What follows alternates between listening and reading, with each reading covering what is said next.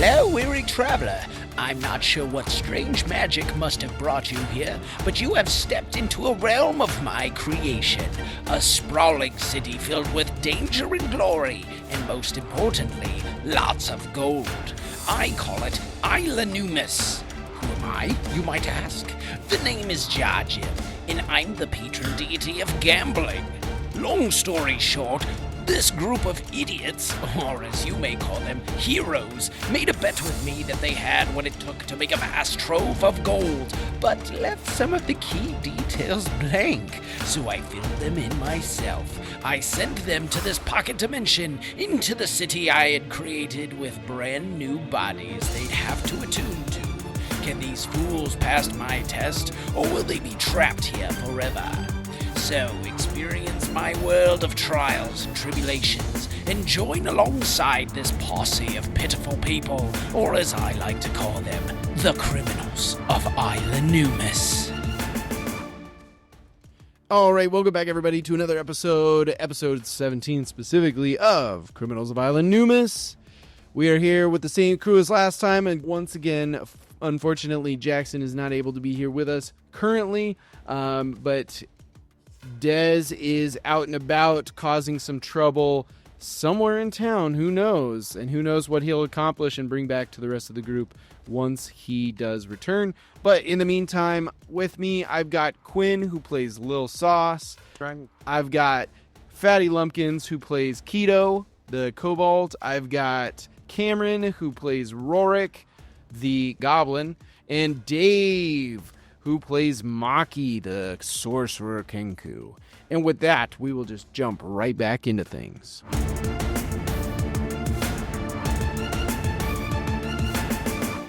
So you guys just left the county courthouse, whatever you want to call it. Not really they don't see court hearings, so it seems weird to call it a courthouse. But it's where you do all your paperwork and all the gross bureaucracy kind of junk that nobody likes to do.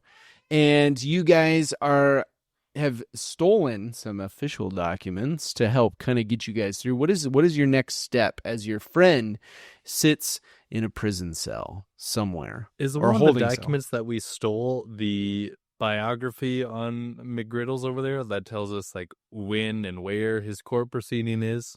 Well, even that note on the front of the door told you where and when it was going to be at. Oh, okay. Yeah. So I mean, you have that information for sure. And I assume it's just at the local police station then? There's like a building right next to the police station. That's where they do a lot of the court hearings. Okay. I want to head to the nearest Boarbucks and grab a coffee and fill out this paperwork. All right. So you're trying to get you guys like basically have the paperwork to be a law firm. Yes. So that you can represent your friend. Okay. Sounds good. What about the other two of you guys as he's filling out the paperwork and getting stuff kind of shifted over using some various magic to make the official seal seem like it's on the paperwork that you're filling out? What are the other two of you doing? Looking for information on the judge. Okay. Sounds good. I will clarify from last episode, Noodle Wiggle is not a judge. Unfortunately, he is not the judge that will be overseeing this. The judge overseeing this is Judge Pharaoh. That's his last name, but you use the last name because it's a high-ranking office. What are you curious about as far as like him as a person? Probably if we are looking to put a little pressure on him, if that is the route we decide to go, maybe worth noting where he practices. Where his office is set up? Yeah, where his office is, or if it has a home address or some contact info. I don't think it would have a home address or contact info. But you assume that all the offices are at the same, kind of in that same area, that same district. They can easily walk over and do a hearing, or they're pretty much just there all day. Maybe they got an office in the actual hearing courtroom area, the same building. I've never pressured a judge before in a court proceeding. Do you guys have any idea where their so-called weak points would be? Maybe donuts? That's a policeman. I don't know if judges have that affinity. Oh, ivory gavels. old gold-plated gavels. Maybe we should visit the armory and see if they have any war hammers that would work to bribe him. Ooh. You'd make all the other judges jealous of his hammer. It's starting to sound like an innuendo. Oh, thanks, waitress. That was my goal in the Yeah, joke. that sounded like an awful lot like an innuendo over there with this big giant hammer. Hey, Maki, making any headway on that, I'm working on it here. Just waiting for the ink to dry here. So I have expert forgery skills, which it gives me advantage on making forgeries. Oh, okay. All right. Yeah, roll me. What would a forgery? You're doing a magical forgery, right? No. No. Oh, you're just doing like a actually, copy? so maybe I need to go. I don't know if I have a forgery kit, actually. Oh. Here's what I'll say. You're able to, at pretty much any general store, get the technically basic supplies for like a gold piece to have the essential basic concepts of a forgery kit. At least for what you need it for, which is basically just ink, quill, maybe some measurement tools to kind of help you get certain lines and stuff just right. Okay, before we go to this coffee shop, we make a pit stop, and let's say I got that. Yeah, absolutely. Okay, awesome. So you're plugging away at these. Shoot, still gotta figure out what the heck that.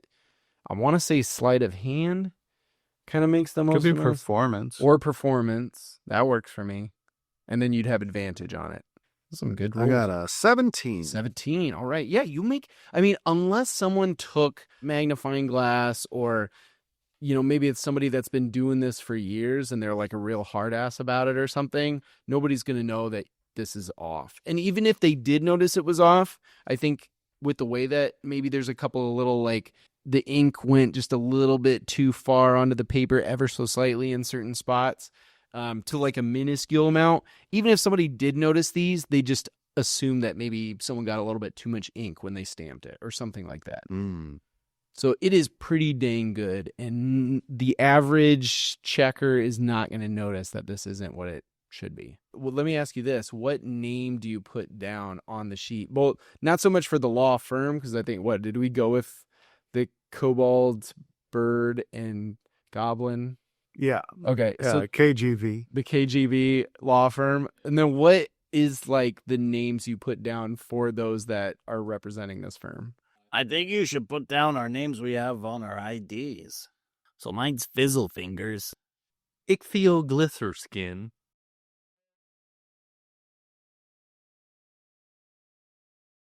Smart. Okay. Just in That's case. smart. Yeah. It's because it's Kobold, Goblin, and Birds, plural. Small quick nice. Yeah. I, the DM, would just like to say that I made these character sheets, obviously at the beginning of this campaign with these fake names on it, and you guys immediately asked me, why the heck do we need these stupid fake names? And I'm so glad that they finally came into play. I did it. I feel great. And you're right. They are on the IDs. And honestly, I think that will be an added key piece to the equation here. So good job. I think that's good. I think that's solid. Because we already have IDs. Yeah, we have And IDs. that- So if we used our actual names, we wouldn't have any ID to back it up. But with our IDs, we do have legal papers to back up. Yeah, absolutely. Do we need to put our fingerprints on it or something to make it final? Or is it just like our names are good enough? I look at the sheet. I don't know. I don't think Sorry, so. what was the question? I don't think it's Do we need to put our fingerprints on it, or is it just Yes, we need- signatures? just or- signatures. You need your little feet print, just like Oh my! Like a little newborn lad. Because fantasy races are so broad, I think it would be like kind of almost offensive or gatekeeping to make you do like a fingerprint or something like that. And a claw print doesn't have the same kind of like individuality to it and things like that. So no, they don't have something like that. It's just your name. Signatures at the bottom. All right, I'll give him my old Jim Parsnip. That was the John Hancock of this Oh, world. of Yeah. this world, yeah. I'm going to take a moment to cut over to Feather McGregor in holding. He's got a bed sheet wrapped around his neck. Oh no, there's a dude that's just beating him with a pillowcase full of soap. The guards are napping. No, no. You're brought into a holding room. Oh, okay. And you're sat down. It's a classic, like it's all wood room, and they sit you down on a really uncomfortable wooden chair. How soon is this? This is like where they took him straight after they arrested him. Oh, so this will be go like back a little bit. a little bit, yeah. This is seeing your side of what's going on. They sit you down, and you sit there for a good like 20 minutes, and you're just like, well, I feel like you probably have seen this process before. You know that they're just trying to wait you out a little bit. They're kind of trying to get you uncomfortable, get you frustrated. All of a sudden, dude bursts in the door. He's a tiefling. He wears a long overcoat.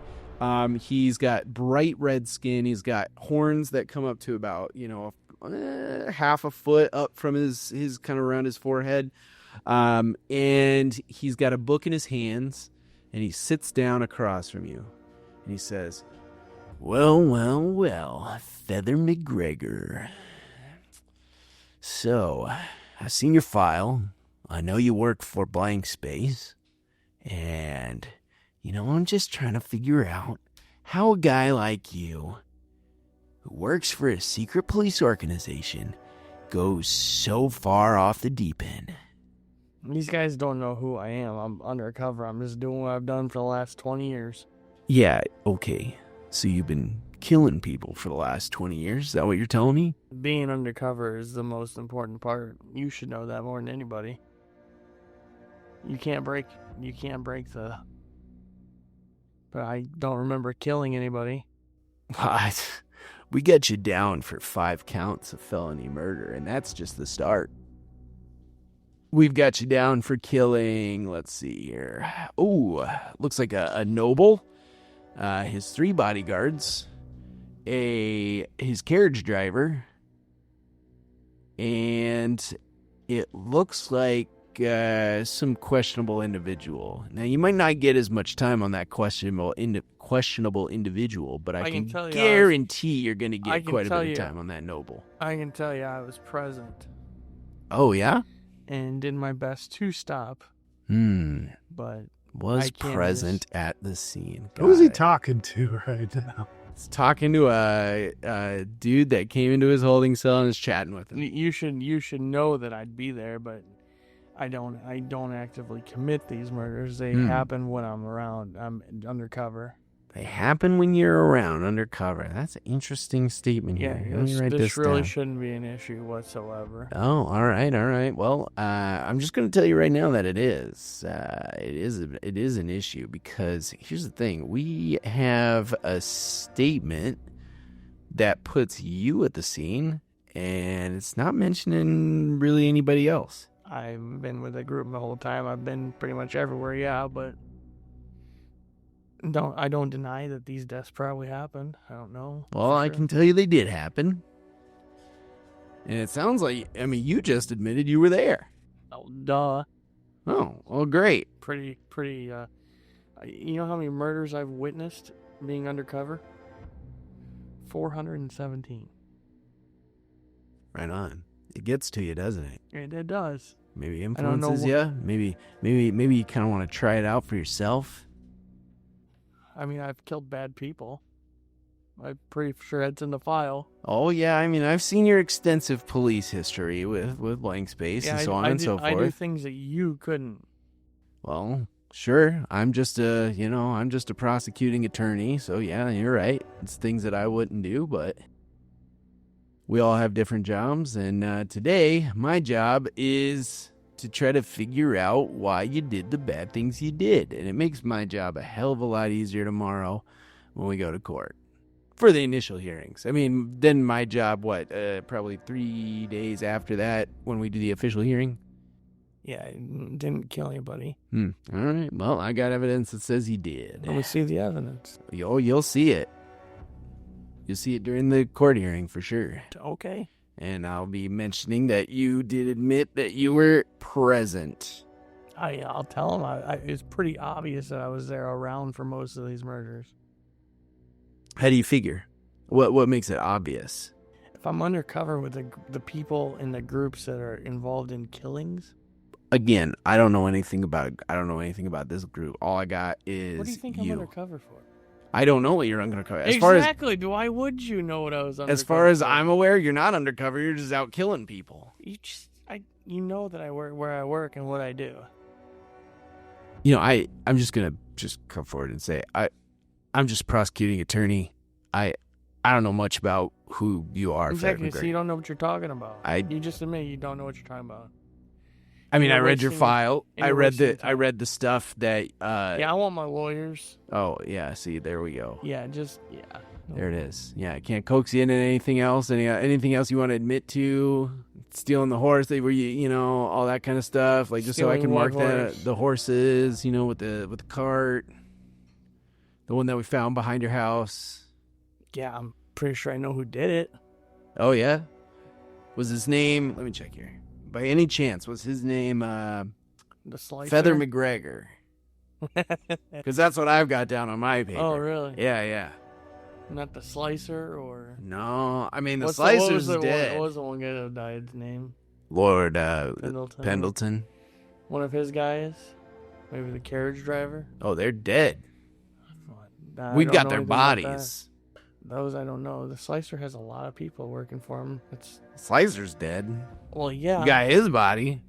Yeah, I'm trying to eliminate that organization right now. The Thieves Guild as a whole? Oh, yeah. That's a pretty big bust, but again, and you're not helping things right now, are you? Again, I'm just working with what I've been given, which is I got you for 5 counts of felony murder, and one of them being a noble, and that's a pretty big deal. Cool. All right. Well, if that's all, I'm sure they can give you your call and you can get a hold of your legal team and stuff like that. So, thank you though. Seriously, I really appreciate you mentioning the bit about being at the scene. That's gonna be really helpful. I think Deez was there. Yeah. Okay. I'm not falling for that. I've heard that one before. And he walks out, and after he walks out, an officer comes in and he says, get your call for your legal team. Here is a sending horn. So you just you ever used one of these before? No. Basically, you're just gonna put the horn up to your mouth. It's like a speaking horn, just to clarify, not like a bugle or something like that. It's like one you would shout through, right? So basically you just put it up to your lips. You think about who it is that you want to contact, and then you speak your message, and it sends it to them, and you guys can have a quick communication. You got 3 minutes. So I'm going to step out of the room, leave you to it, and I'll be back to grab the horn as soon as you're done. And he steps out. Hey, so who's my legal team? That's up to you. Or whoever you want to contact. It doesn't have to be your legal team. It could be your mom. Contact the chief down at the blank space. Hey, Feather. What are you calling me for? Yeah, so, all this undercover work and everything. Yeah. Yeah, they, got me on 5 counts of murder. Yeah, I heard about that. Yeah, this is posing a bit of a problem. This has happened to many agents in the past. Why don't you just tell them what I'm doing? Feather, this wasn't one of our cases. What are you talking about? I mean, we didn't have you on a case. And to top it off, you technically quit. Yeah, but you knew what I was doing. Not really. I told you I didn't really know what you were doing. You told me you had a bunch of guys that you were following. I said, okay, if you feel like well, maybe if you would have made a case and made an issue out of this, we wouldn't be in this situation. They didn't. Nobody did. You should have listened to me when I said what I said, and I just hang up.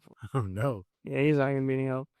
That took 30 seconds. I'll say that you still got another 2.5 minutes. Can I contact Jar Jim? Do you have the talkie? Yeah, you don't have the talkie Rocky. That's the only way to contact a deity. If it was that easy, imagine every pastor, priest, whatever at every church is like, dude, give me one of them horns, man. I can talk to they would probably lose their job, because then anybody could just go up there and be like, all right, tell us what to do, and then let God talk through the horn. All right, so I would like to contact Maki. Maki. Oh, interesting choice. Hey, It's Feather. Maki, you get a weird like voice of Feather McGregor in your head. This scone is delicious. Hello? Hey, this is Feather. Feather, Little Sauce. my favorite client. How are you doing? Yeah. Client? What do you mean? Well, my favorite and only client of the newly established KGB law firm. Don't worry, buddy, we got your back. Oh, well, I was going to have you guys find me a lawyer, but it sounds like you guys have already found me one. Are they reputable? Yeah, we're very reputable. What do you mean, we? What do you mean, we? We didn't want to mess around, so we got the best. You got the best. Oh, phew. So you're telling me, I mean, I know he's expensive, but Well, we can discuss my fee later. well, you didn't get James the defendant? You didn't get James? The James the defendant? That's his last name is the defendant. You got his son, Tim the defendant. You got the four amigos here. I've never heard of them. Who, can I talk to him? Should I put my head together? All of a sudden, you all hear Feather McGregor's voice in all of your heads, but it's using more of your time more quickly. Yeah, can I talk to my defendant? I appreciate Your you guys. client's on the phone here. Don't say anything. Wait a minute. Very good point. I should have said that first. We'll be there shortly. We have to finish forging these papers. And it cuts And your off. time runs And it out. cuts off. I just sit there and I just hand the horn back to the guy and I'm screwed. Yeah, he comes back in and he I'm picks it screwed. up and he takes it. I'm laughing a little bit. I'm screwed. About 15 minutes later, and the door opens once again, and in walks one Kenku, two Kenku, a Goblin, and a Kobold. Do we have suits on? I love the I'd idea like that to you find that we do. found a tie at least. We all have ties. I'm a Mickey Mouse. So that's lady. it. It's just a tie. Like you're like totally. It's normal outfit. We just all have matching ties. Yes, I like that. What Okay. color, guys? What color ties?Maybe purple Or a plaid? print. Yeah, I was gonna say Purple. if it's gonna. Purple would go great with my robe. Mm. Yeah, okay, so purple, but it's got like. Purple really clashes with my blue. Well, we only could get skin. one color. So how about purple, but with like blue accent? Yes, blue argyle. Oh, There you go. Purple and blue argyle. There we go. All right. What say you, Des? Yes. Okay, Des is in. Now we cut back to us walking in. Right. Then you're all walking in with And I purple argyle. and Rorick's fixing his tie as he walks in. These individuals said they're your legal team. Are you willing to accept them? At this point, I don't have a choice. Yeah, I take them. All right, let you guys do your thing. And he closes the door. And you guys are all in this little kind of like holding space, questioning space to offer legal counsel to your friend.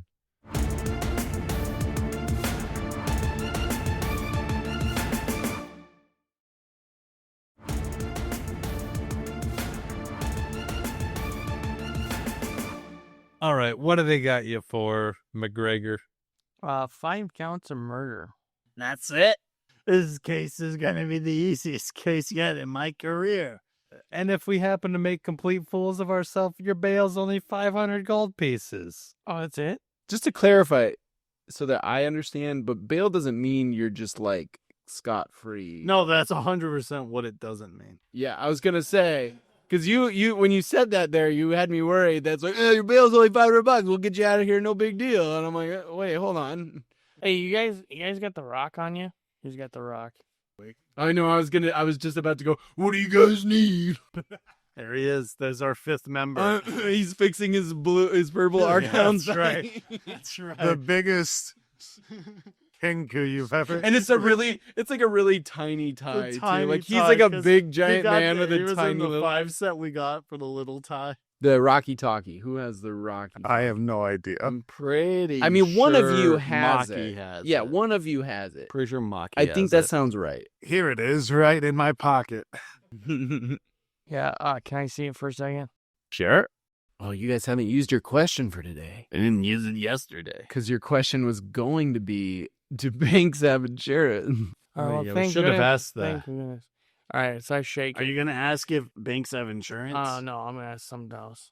Hello, Feather McGregor. Are you about to ask me if banks in this world are insured? No. No, I'm not.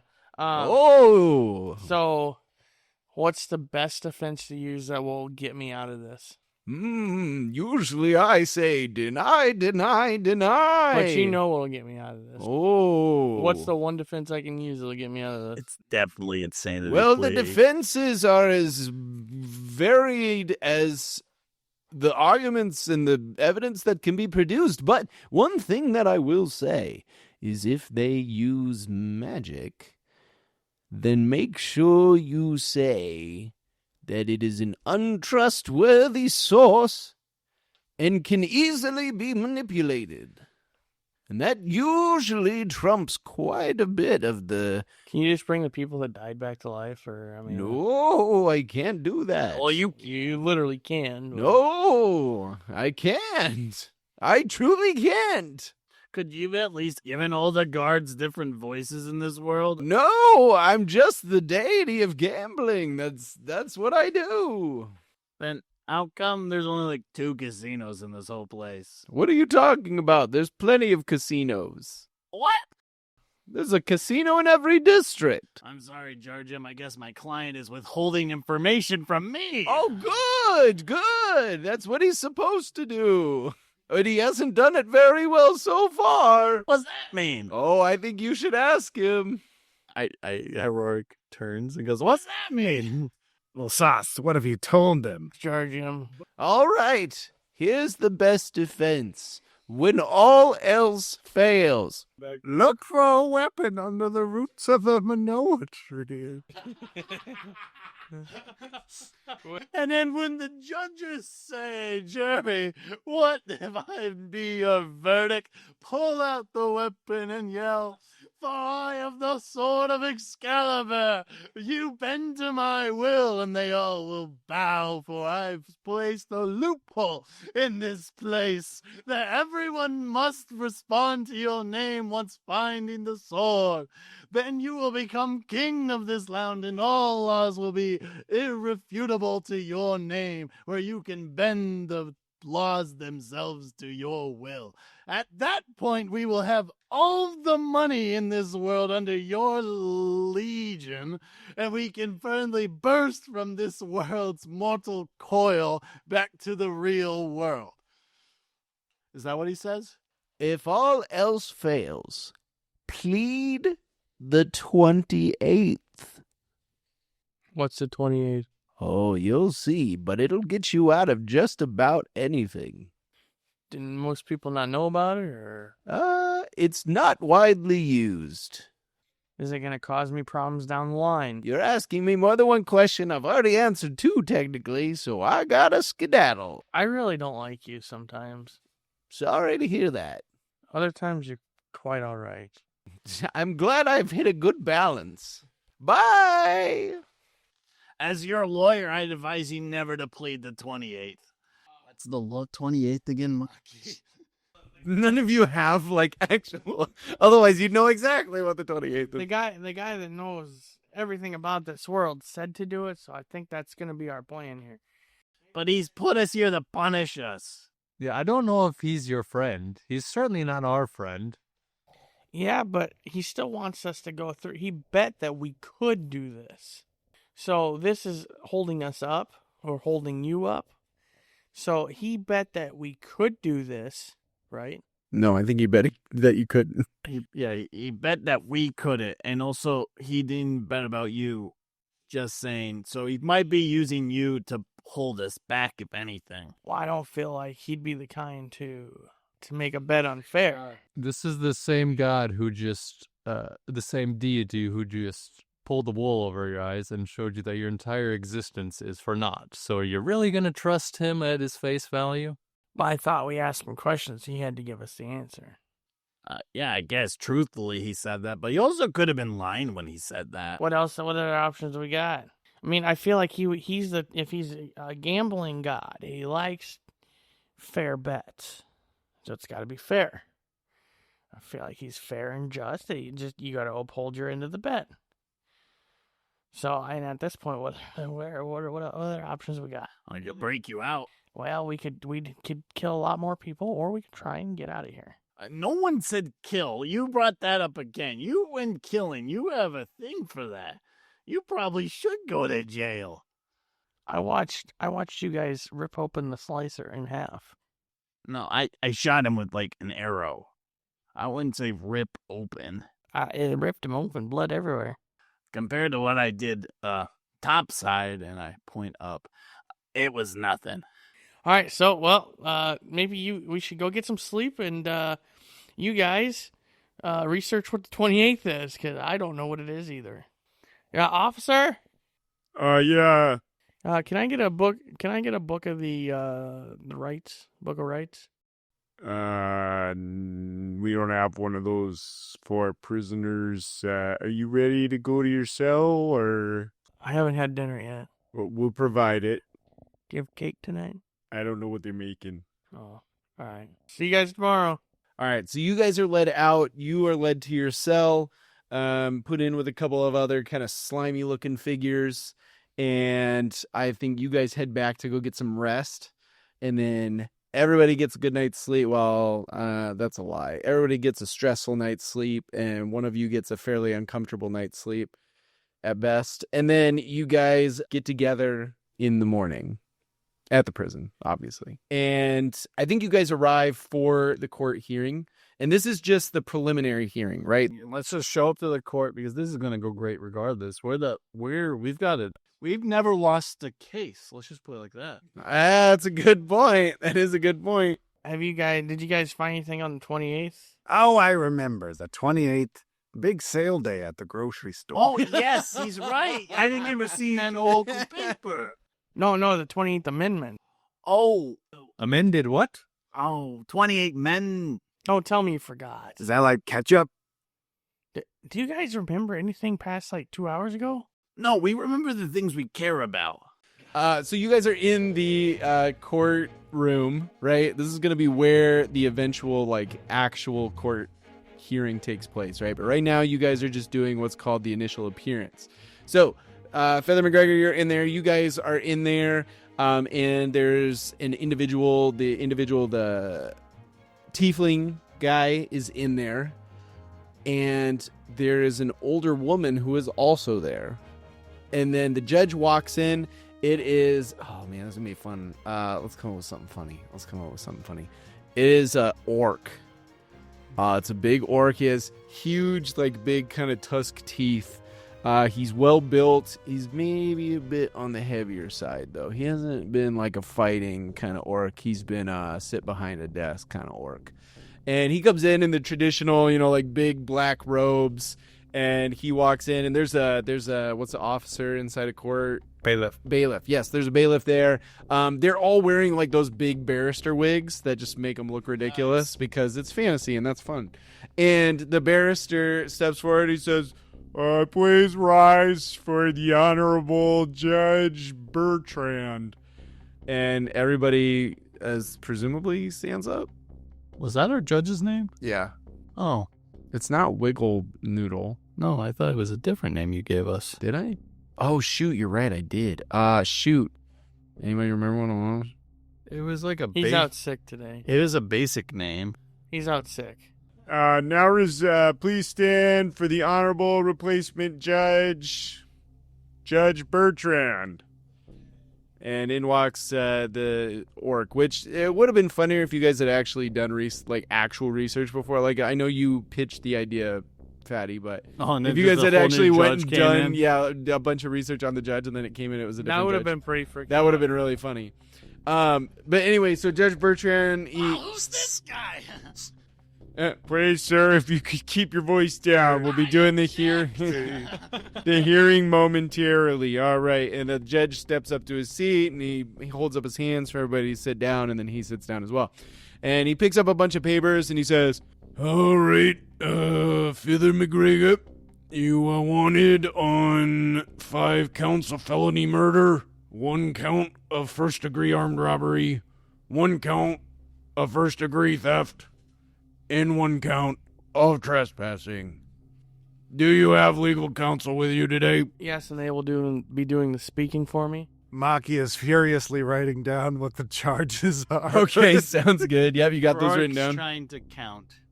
Okay. All right. Will Feather McGregor be pleading guilty or not guilty during this time? I think we know what we want to do. Not guilty. Yeah, he didn't do it. Thank you. The defendant pleads not guilty. The trial for Feather McGregor will be held here in this room at noon in 3 days. I recommend that the defendant and the prosecution prepares their cases respectively. We will be reconvening later today for the jury choosing. Please be here at 2 p.m. to be a part of that. Thanks, Your Honor. You're welcome. And he stands up and he heads out. Okay, so the way this is going to work is we can jump straight to picking the jury. But at the very least, the idea is that there are 3 days and there are multiple different choices that you can take each day for what direction that you want to go as his legal team, right? You could spend a half day to do one of 2 options, bail Lil Sauce out or go visit Lil Sauce in prison to kind of discuss with him where you guys are at. You can spend a full day to spy on the defense, tamper with the evidence. Oh, excellent. Tamper with other individuals who might be involved with the case.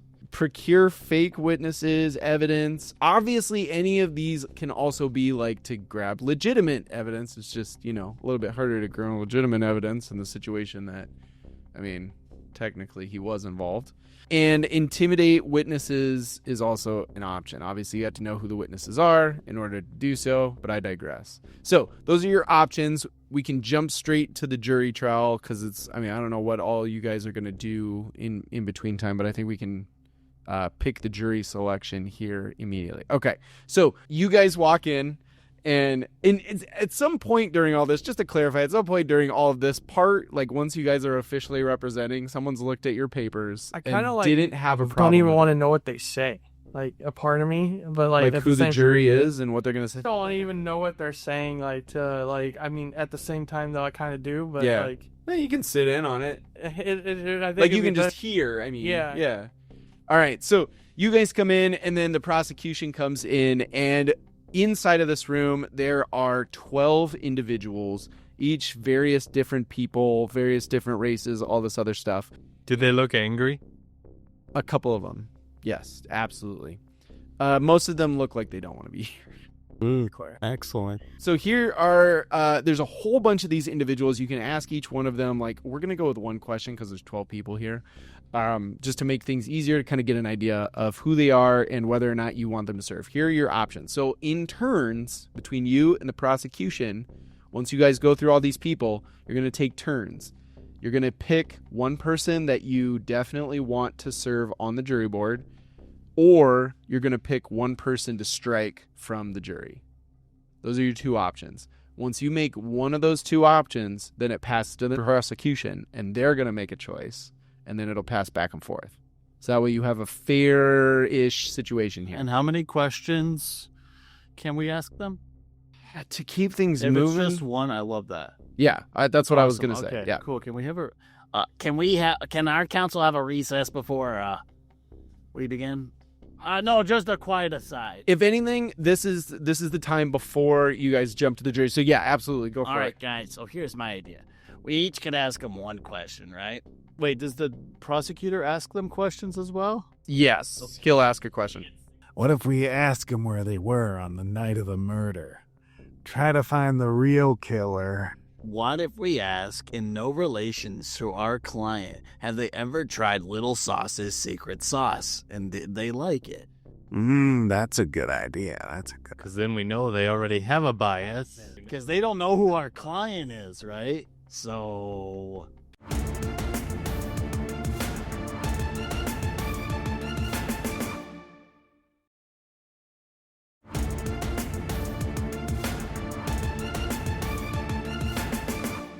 So the first individual who's sitting there is a Goliath, and he sits pretty dang tall compared to everybody else. There's some tall people that are on this group, but he's obviously the tallest. And obviously for each person, they're going to state their name, and then you can ask your question. He says, "Yeah, my name is Kale Ironside." All right, I'll ask the first question. Kale, how tall are you? I am he kind of like looks at his fingers and moves them around a little bit, and he says, 7'7". and he looks like, he kind of like pauses for a second, and he like looks up. I point at Maki's notes and Write that down right there. all right, I now leave my question for the prosecution, and I scoop back to my shit. The prosecution looks over at Kale Ironside, and he says, Mr. Kale, what are your thoughts on death? Open-ended questions. And Kale says, Well, I admit that I believe the strongest should rule the world. So I believe that if you can kill, there should be nothing stopping you from being in control. okay, fantastic. So that's everything for Kale Ironside. Next up is it's actually a female Aarakocra, and she looks very like owl is the form that she took, right? Her plumage and kind of the coloring looks a little bit dull to suggest a little bit older, right? Up in years. And she sits there very posh, and she says, Hello, my name is Vivian Blackwood. and the judge looks over at the defendant team, and he says, What question would you like to ask, Vivian? Do you know Jonathan? Did you mean Jonathan? I'm sorry, I meant, do you know Jonathan? wait, who is Jonathan? What is this? Hold on, this is familiar. Jonathan? Jonathan's the bird person from the start of the D&D movie. Oh my Yeah. gosh, from Dungeons and Dragons. She says, she looks over at the judge, and she says, I would like to say that I do not appreciate what I can only assume is racism, simply because I am an Aarakocra. You assume that I know every other Aarakocra that exists in this city. With that being said, I do know Jonathan, but not personally. I rest my case. The judge is just shaking his head as he looks over to the prosecution. The prosecution says, yes, Ms.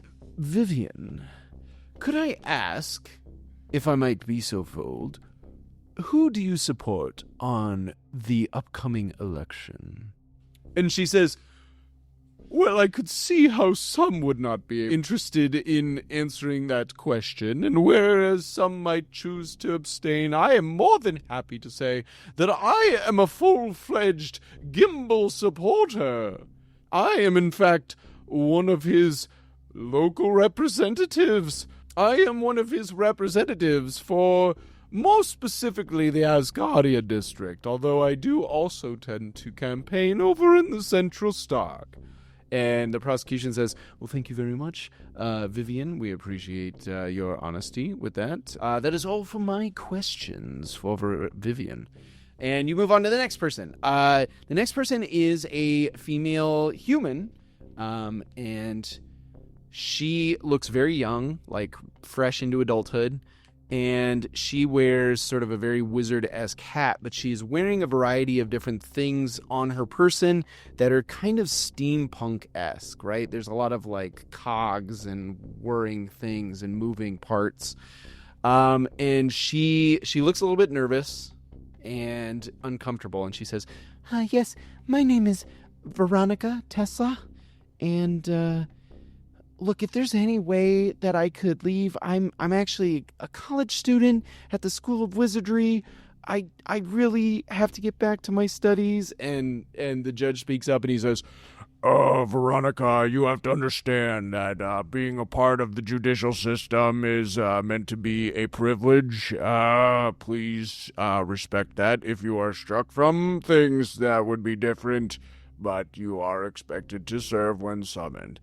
I understand. It's just I also have a job, and they're very demanding of me, and it just... Please only answer the questions, and we'll see where this goes. And she looks over at you guys, almost pleadingly, like, get me out of here. Where do you go to college? Even the judge just takes his glasses off and puts his hand over his face. And she goes, this school of wizardry in the Central Stark District? And she kind of like looks around like, didn't I say that? I said that, right? And everybody else is just like cupping their hand and like giving her a nod like, yeah, you said that. Rorick's nodding. And then the prosecution leans over and he says, Veronica, if I may ask, what is it that you study primarily at the College of Wizardry? And she says, well, I put most of my college classes and major into artificing and enchanting are my two primary areas. And he says, oh, very nice, thank you, I appreciate that.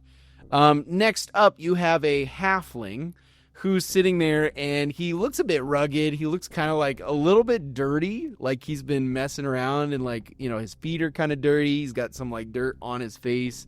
He's clean shaven and everything, but it looks more like because it's out of the fact that he cannot grow hair on his face as opposed to he keeps up with it. And he's even got like a pair of suspenders on, and one of the buckles on one side is busted, so it kind of just hangs down. And he says, Yeah, my name is Sprout. Ask me anything. What do you want to know? 30 white horses on a red hill. First they champ, then they stamp, then they stand still. Is that a question? Answer the question. He starts to sweating. It's starting to kind of like combine with the dirt on his face. And it's turning them out. Stand is against the law. Horses. Did I get it right? Oh, wow, I wasn't expecting that.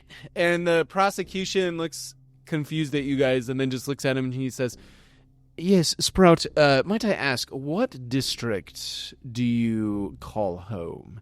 And he said, well, I'm from the Mediumville district. I hang around the Rock Bottoms, and yeah, I'm hoping that someday I can become part of the Rock Bottoms, but you didn't hear that from me. And he looks over at the judge really fast because he's kind of nervous, and the judge is just like shaking his head like, what a weirdo. Next up, you got this dude in full fishing attire, and he's an older dude. He's got a fishing hat on. He's got a fishing vest on. It's got little bait things hanging off of it, and he says, well, my name is Wilson. You probably know me, Willie Wilson from Wilson's Bait Bucket. Sell bait and other things. Please, Mr. Wilson, this isn't a time to advertise your business. Let him go on. If that's what you want to ask him about, then go ahead. Shall I let him go on? I ask my counsel. Shall I let him go on? What kind of insurance do you carry on your business?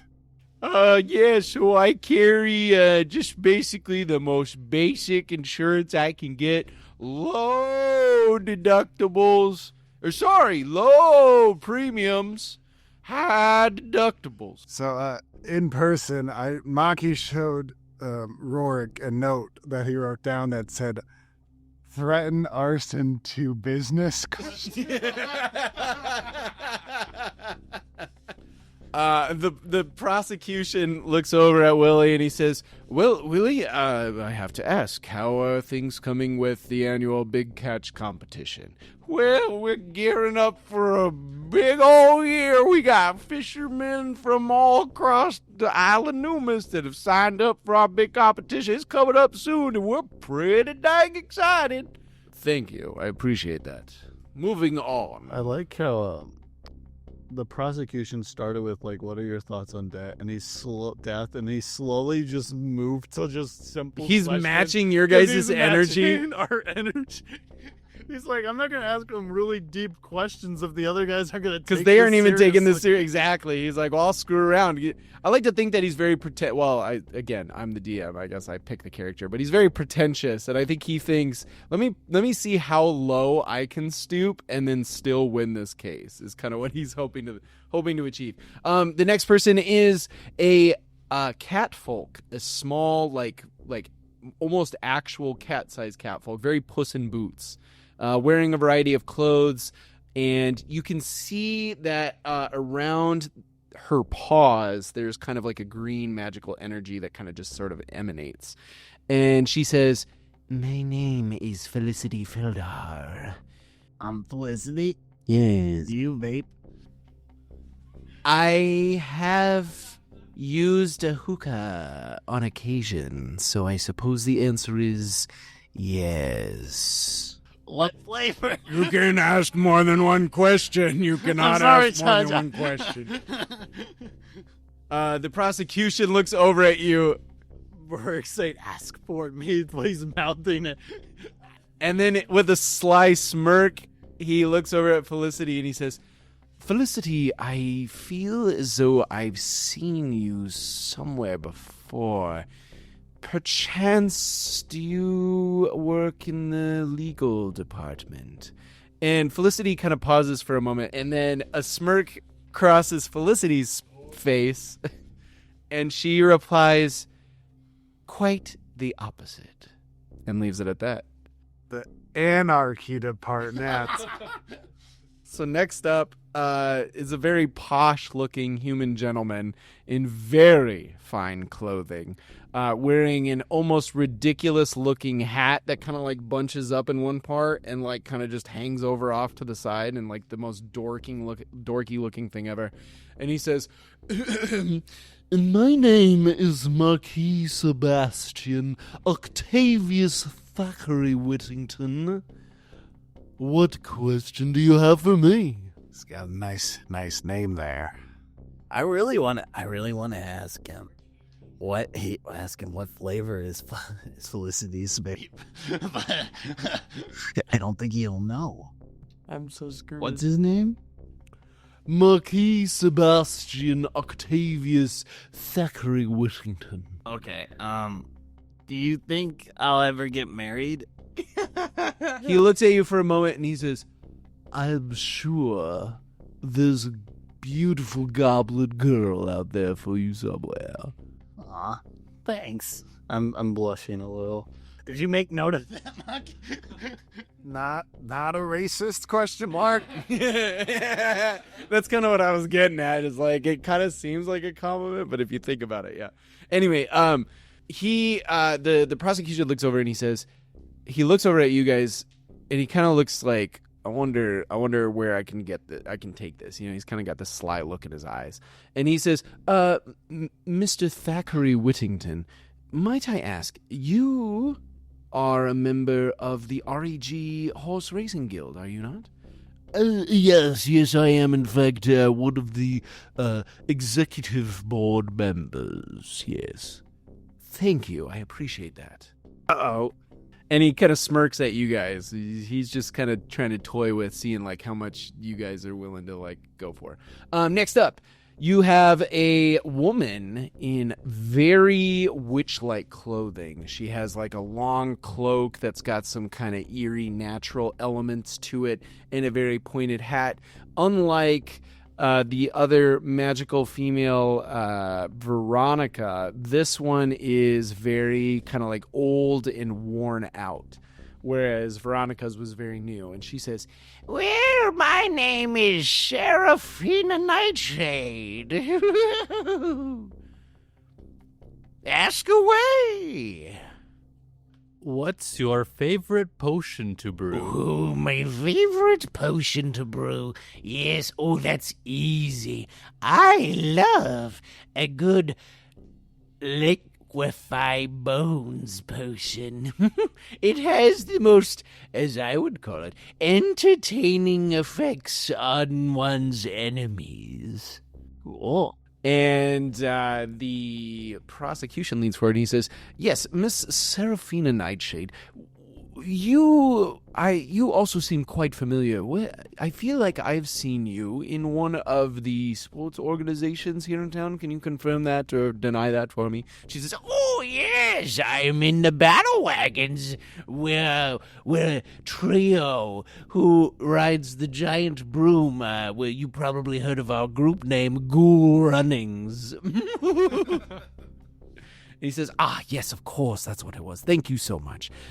Yes, and who's next? And next up you see, peeking out from kind of in the second or third row, you see a familiar face, a semi-familiar face. It is a younger orc man with kind of long hair that kind of comes across his eyes.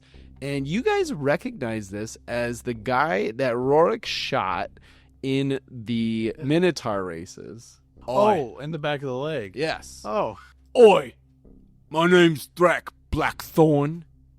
And he kind of just glares Oh, at he's Rorick. the lead singer of the band. Yes. He is the lead singer of the band that played afterwards. And the prosecution definitely notices this spiteful glare at Rorick. What do you want to ask me? I feel like he's looking right at me. Well, what are you going to ask him? Remember, answer truthfully while I understand. Oh, I will. Do you hold a grudge? Especially if the said party was very sorry and didn't mean to He do stares it. dead into your eyes and he says, Oh, I hold one hell of a grudge. Oh, just one? One grudge right now. Well, I'm sorry, I can't Was it ask. your girlfriend? Yeah, you mad at the missus? Did she leave you with the kids? Excuse me, but could we keep it, please, to one question per jury member? Oh, it's a two-parter. Nope. Oh, dang. the prosecution looks over at Thrax Blackthorn and he says, might I ask, have you, by chance, I noticed when you entered the room, it looked like you had a little bit of a limp. Is there a chance that you suffered an injury lately? And he says, Oh, I did. I suffered a pretty nasty one, but I'm starting to feel a hell of a lot better. thank you, yes. We move on to the next person. It is a lizard folk. It is an old lizard folk, iguana kind of looking dude. He wears what looks like very raggedy looking, like admiral clothes, like he was in some sort of naval, specifically military force. And he says, Well, hi there. My name is Scaly Pete. How can I help you guys? I'm excited to get to see this side of the legal process. This is my first time serving on the jury, because most of the time I'm out serving at sea. Oh, sorry, Judge, I'm saying too much. What is your disposition on buccaneers? Like, why don't I like 'em? Yeah. Well, let me tell you, privateering is a hell of a job, and, I don't dislike 'em, because if they didn't exist, then I wouldn't have a job. We don't fight much but buccaneers and pirates and all that kind of stuff, so, I can't necessarily say I dislike 'em, per se. Hopefully that answered your question. I swear, Mr. Judge, I'm being as honest as I can. Good answer, good answer. Oh, thank you. Prosecution, you gotta ask me a question, right? And he says, yes. Now, you said that you previously served. Do you no longer serve? No, I don't serve anymore, but I do still serve on a ship. In fact, and it's funny that Seraphina brought it up, because I'm also on a group from the battle wagons, in fact. We call ourselves Pirates of the Reptilian Crew. Yes, so wonderful. Please, next. And the next one is a centaur. So he takes up like 2 rows of chairs for each end of his horse-like body. He says, yes, my name is Ryan Equest, and it's great to be here today. What can I help you wonderful lads with? And you guys ask him a question. Do you think our client did it? Well, it's hard to say. My real concern personally is if any horses were injured in any way, that would really irk me quite a bit. So, that's kind of... I would like to see that anyone who harms a horse of any kind serve the penalty for their crimes. But I can't necessarily say one way or another. It would put me in a poor position as a jury member to make an assumption now. And the prosecution says, Yes, I'm actually greatly appreciative that you brought that up. Yes, I would assume that you are very in tune with natural and more importantly, equine creatures. You probably want to see the preservation of such creatures, yes? Oh, yes, I'm very passionate about the protections and the rights of equine creatures of all kinds. Yes, that is my goal. Thank you, sir. and last but not least, you have another Aarakocra bluebird, and a very young female bluebird at that. And she sits up nice and tall. She's wearing some sort of athletic costume or outfit or something along those lines. You know, it's kind of tight fitting and it looks very sporty. And she says, hello. Yes, my name is Taylor Swiftwing, and I also have never served on the jury before, so I'm very excited to be here. I'm going to call this, like it's my judicial era. That's fine. Yes, I'm so excited. I hope I get to serve. Do we both have a final question, Maki? Let's debate. I want to whisper what my final question was to his. What was yours, Maki? I was going to ask her to describe her childhood. Oh, I was going to start doing a handstand, ask her what she thinks of it. Which one's better, Keto? You got a coin? Roll a dice. Odds and evens. Odds is what? You didn't... Dave. I feel like you decided before you rolled. What was your childhood like? Oh, wow.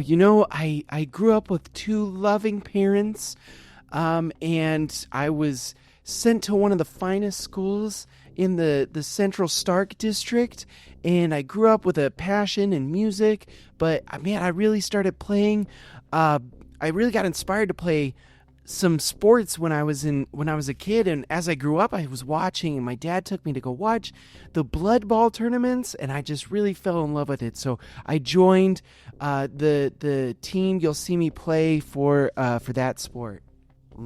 If you ever have a chance to come by, What team do you play on? Yes, I'm part of the Harpy Harriers. In the prosecution, yes. Out of curiosity, how do you feel the Harpy Harriers are going to perform this season? Oh, I think we've got it in the bag. We've been up against the Misfit Munchers, and we've won. We've been up against the Animix, and, that was a tough fight, but, we inevitably won. And we're coming up against Earth, Wind, Fire, and Air. That one's a little bit more nerve-wracking. It's going to be an intense match, but I feel really confident. My only hope, if I had to make one prediction of kind of the negative side, I really hope that we don't have to go up against the Pastors of the Universe, because they're a pretty intense team. And with that, you guys have heard from all of the jury Not members. everyone.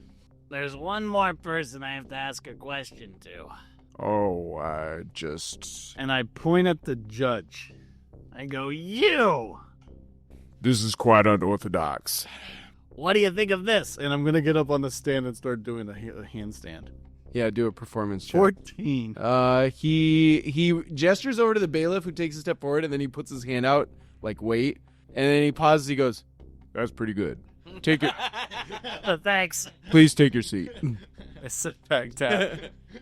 All right, begin the jury options. I will let the defendants make the first choice. Would you like to pick somebody and please either strike or serve? So is it just alternate? So you either pick or strike, and then the other person picks or strikes? Yep. How many jury members? 6? You'll have 6 by the end. Because Okay. there's 12 total. Yeah, He's so going to we're strike having 3. it. You're going to strike 3. And Oh, then we're it's only gonna- allowed 3 strikes. Yes. So we strike 3 first? No, it's your choice. You can either choose somebody that's a guaranteed keep, We're just or going until there's 6 left. Oh, sorry, there's 6 Well- chosen.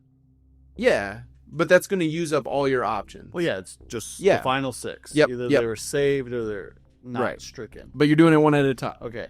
All right, come in, boys. All right, so I'm thinking we have to strike. If we have first mate, we have to strike the guy who's got a grudge with me. He's gonna do anything to get rid of our client.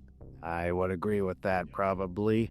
Then the prosecutor's probably gonna accept that one chick. Oh, probably. I don't We know. probably want the orc guy. Well, Or we not the- want him.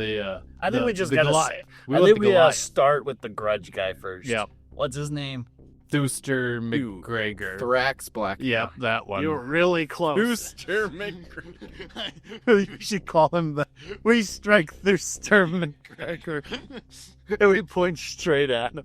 Did you say that?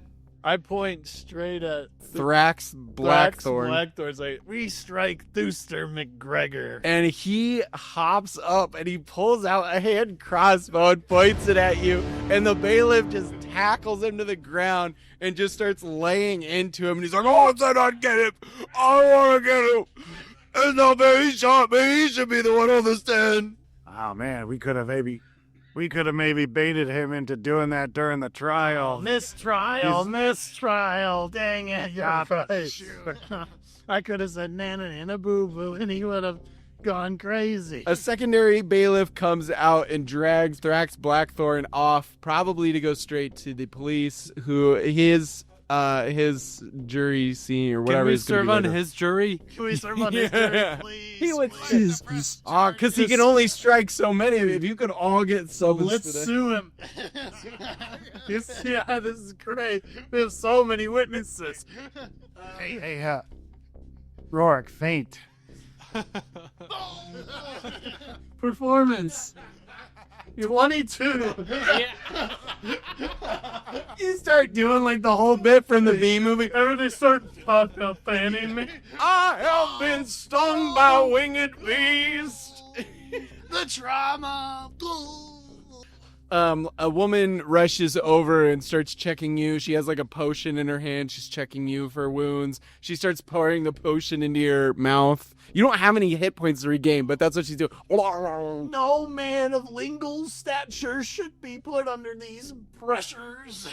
And the judge just starts beating his gavel. He's like, order in the court, order in my court. I will have order. And once everything calms down. Sit back up. Yeah, I was good. Fix my Fix tie. your tie. I'm okay, Judge. Just traumatically scarred for life. I'm sorry to hear that. Let's let's move on. I believe it's the prosecution's turn. It is. The prosecution looks over the group and he says, I would like to keep Ryan Equest, if I could. And Ryan Equest nods and they put him, well, they don't put him anywhere. He's on the chair. Your guys' turn. We gotta keep that guy. We gotta I keep think we want Sprout more than that guy. Why Sprout? Oh, because he works for a crime syndicate. It's either him or the Goliath. Either one. I like Sprout. He's got character. It'll make for better episodes. We can draft Goliath next time. Yeah, it's true. He's probably going to strike him, but I know. Sprout's a winner. Your turn, Maki. But just in case if someone gets mad and tries to shoot, I want them to be mad at, We select Sprout for the jury. Sprout's like, oh man, I don't even like the jury. I think this whole thing is stupid, but it'll be fun to see it from the inside, I guess. Yes, I would greatly like to strike Kale Ironhide. And that's exactly what Kale says too. This is great. I'm headed to the gym. All right, now what? So we got 2 picked, 2 gone. I say we keep the one witch lady. Keep the vapor. Not that I can tell you, but not that I have any say. We should keep the vapor. Oh, the vapor? I can find out more on what they vapor. Nightshade. So wasn't she a bad person? Or we get rid of... I don't know who to get rid of. You have an X on the rich guy. The rich guy. Well, I don't know on that one. I mean, he's a member of the horse racing guild board. You think he was friends with Pendleton? Right. All those rich people are friends with each other. Yeah, we better strike him. We should probably strike him. He'll be He'll probably be very pro Pendleton. We, the jury, would like to strengthen. We're not the jury. We, the defense counsel. judges. No, we're not the jury. You're not the judge. I'm the judge. Maki, Sebastian, Esquire, etc. What about him? Strike him from the jury. Oh, I've been struck. As he stands up and he heads out. Yes, well played. I would like to keep Felicity Filda. Is that the bird person? No, it was the cat person. That's the one that vapes. Sure, yeah. Yeah, we were already gonna keep her. Your turn. What if we We should now keep Nightshade, right? her, or maybe we can also keep the fisherman and maybe Oh yeah, the business. threaten the his arson, business. The business. Well, of they're it. not going to get rid of it. Why would they get rid of him? He'll probably make it in. It's true. We should grab Nightshade, and then Yeah, he'll either keep the one, Vivian. Vivian, the posh chick, or he'll strike a person. But it won't be the business guy because he was too random. Yep. All right. We are going to keep the defense council is going to keep Miss Lady Nightshade. Oh, what fun! I can't wait to have a good time with the jury. And she is being kept. The prosecution, he looks over at the remaining jury members, and he says, So we have 4 on the jury, right? 1, 2, 3, 4, yes, currently. Okay. And he says, I tell you what, Veronica, you seem like an incredibly busy young woman. I will release you from the jury. Was it the student? I was going to strike her. Because if we kept her, she'd be mad at us for keeping her. Well, he must have thought that too. Yeah. I guess that technically works both ways, though. It does. Unless somebody explicitly said, I want to keep her on the jury, in which case, which somebody would have eventually had to, I guess, but... Now, do we want to keep Scaly Pete or Taylor Swiftwing. how many? They've struck 3 already, so they can't strike anymore. How many we You strike? can't strike anymore? You can only do it 3 times? I thought you can just Yeah. keep doing it. No. You can only strike 3, and then you have to keep 3. I do want to use our third strike to get rid of Vivian. Well, might as well Strike Vivian, right? She does know Jarnathan. So there's that. True. Is that a good thing though? I don't know. I don't think so. I forgot what the prosecution asked her. Birds of a feather. I don't know. But she's old and posh, so I don't know if she's gonna. I think we strike Vivian.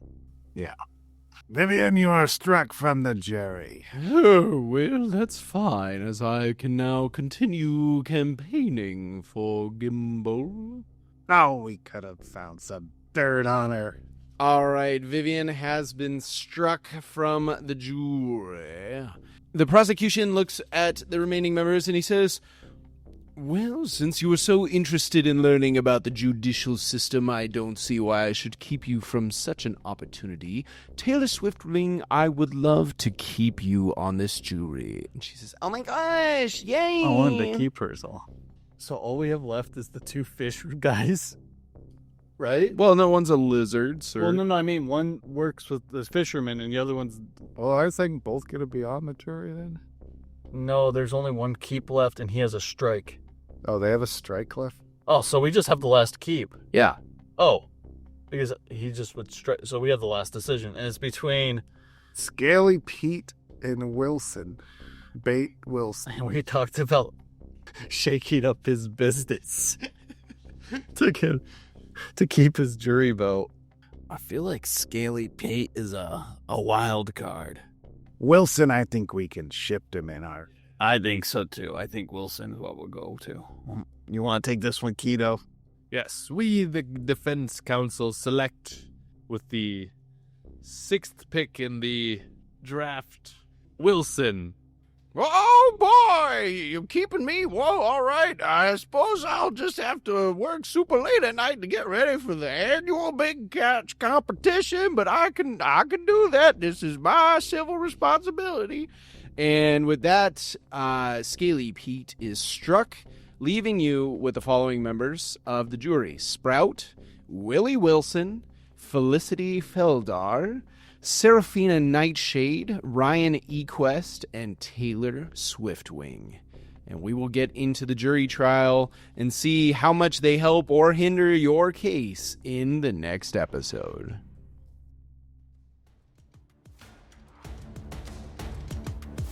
Thank you so much for listening to Criminals of Isla Numus, a Dungeons & Dragons 5th edition actual play podcast set in a homebrew world created by me, Skylar Gorsuch. If you've been enjoying our show so far, be sure to like, follow, and subscribe wherever it is that you're streaming from, whether that be Spotify, Apple Podcasts, YouTube, or anywhere else that podcasts can be streamed. Or just check us out on our website, sessionzeroheroes.com.